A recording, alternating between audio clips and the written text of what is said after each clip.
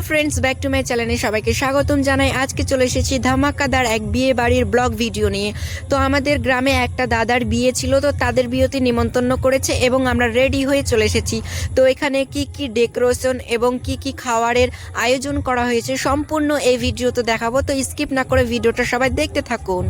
তো গাইজ, বিয়ে বাড়িতে এসে আমরা সর্বপ্রথমে বৌমাকে আমাদের গিফটটা দিয়ে দিলাম এবং দেওয়ার পর ওখানকার যে ডেকোরেশন করা হয়েছিল, তারপরে সমস্ত যে আয়োজন করা হয়েছিল সেগুলো ভিডিও করতে শুরু করলাম। তো দেখতেই পাচ্ছ এখানে কফি দেওয়া হচ্ছে। তো এখানে কফিটা বানাচ্ছিল, তো আমি ভাবলাম যে একটু ওয়েট করি আর ভিডিওটাও বানিয়ে নিই, তোমাদেরকে দেখানোও হবে, আমার কফিও খাওয়া হবে। তাই একটু ওয়েট করে আমরা কফি বানানোটা দেখছিলাম। তো এখানে কফি বানাতে বানাতে জানো না, এই মেশিনটা দিয়ে এমন করে আচানকভাবে মানে ধোঁয়া বেরোতে লেগেছে।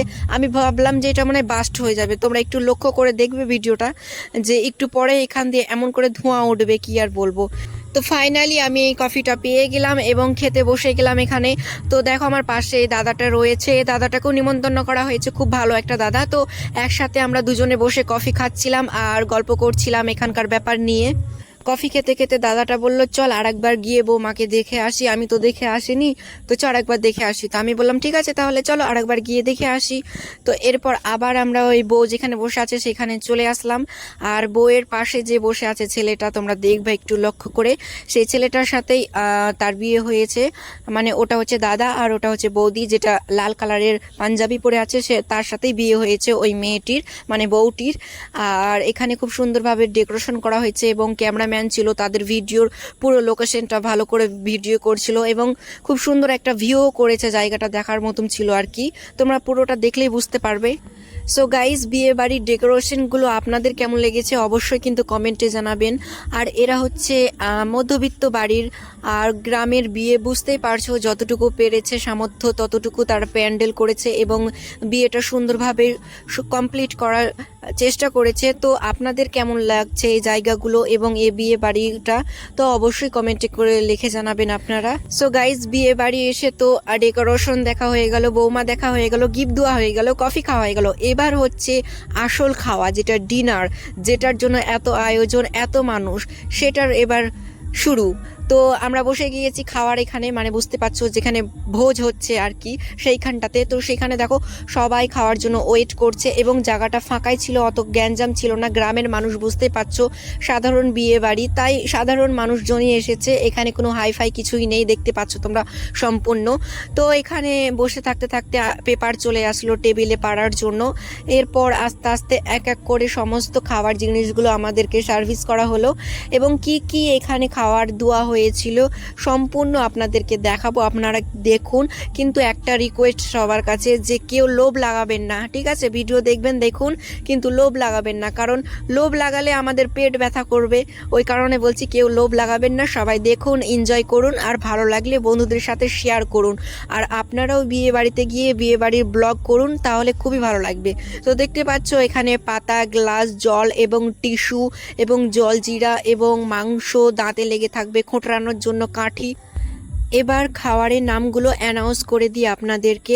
তো এখানে সর্বপ্রথমে লেবু দেওয়া হয়েছিল, তারপরে বেগনি দেওয়া হয়েছিল ভেজিটেবলের ভিতরে, আর তারপরে সাদা রাইস চলে এসেছিল, মানে ভাত চলে এসেছিল, তারপরে মুগ ডাল দিয়েছিল, আর তারপরে এসে গিয়েছিল সবজি, পাঁচ মিশালা সবজি, যেটা সমস্ত কিছু দিয়ে, মানে সবজি দিয়ে একটা বানানো হয়েছিল, তো ওটা চলে এসেছিল। তারপরে আমরা খাওয়াটা শুরু করলাম, যে এটা দিয়ে খাই। তারপরে আমাদেরকে মাংস দিয়েছিল। তো এখানে আমি আর ওই দাদাটা একসাথেই বসেছিলাম পাশাপাশি খেতে। তো আমি বললাম দাদাটাকে যে আমি খাচ্ছি, আমি তো ভিডিও করতে পারবো না, তো তুমি এক হাতে ভিডিও করো আর আমি খাচ্ছি। তো ওকে দিয়েছি। তো গাইজ দেখো ভিডিওটা কিভাবে করেছে, মোবাইলটাকে শুধু হিলাচ্ছে, ঠিক মতন ধরতেও পারছে না। আর ছেলেটা ভাত দিচ্ছে, ওর গামলা টামলা মানে সব ভিডিও করে নিয়েছে গাইজ, কি আর বলবো। আমার প্রচণ্ড হাসি পাচ্ছিল তাকে ভিডিও করতে দিয়ে। তো এরপরে দেখো গাইজ, আমাদের প্রায় খাওয়া অর্ধেক, মানে শেষের পথে চলে এসেছে। তো এখানে মাংস দিয়েছে কতগুলো, দেখো তোমরা, অনেক কটা আমাকে মাংস দিয়েছে। আর আমি এই গুদ্দা মাংস, মানে মাংস আমার পছন্দই না, কি আর বলবো।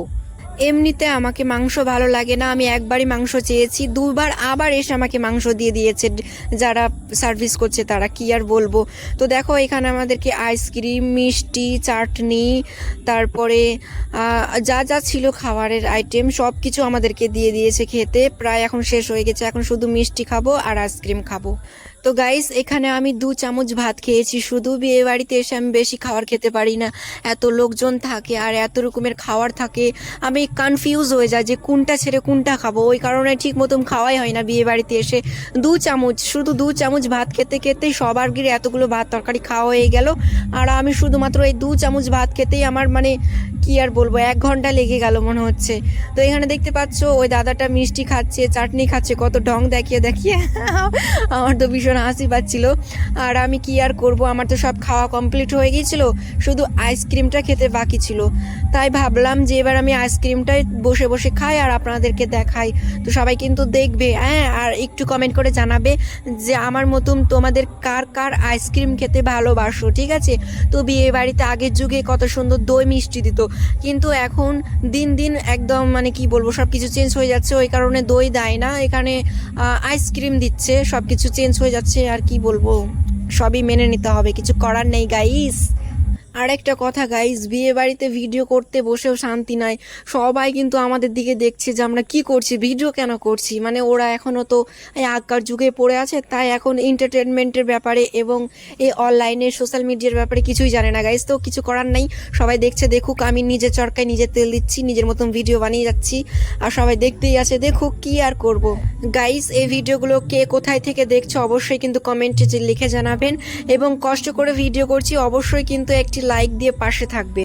সো আজকের ব্লগ এখানে শেষ করছি, সবাই ভালো থাকুন, সুস্থ থাকুন এবং আমাদের চ্যানেলটি সাবস্ক্রাইব করে পাশে থাকুন। আবার দেখা হবে পরবর্তীতে কোনো নতুন ব্লগ ভিডিও নিয়ে।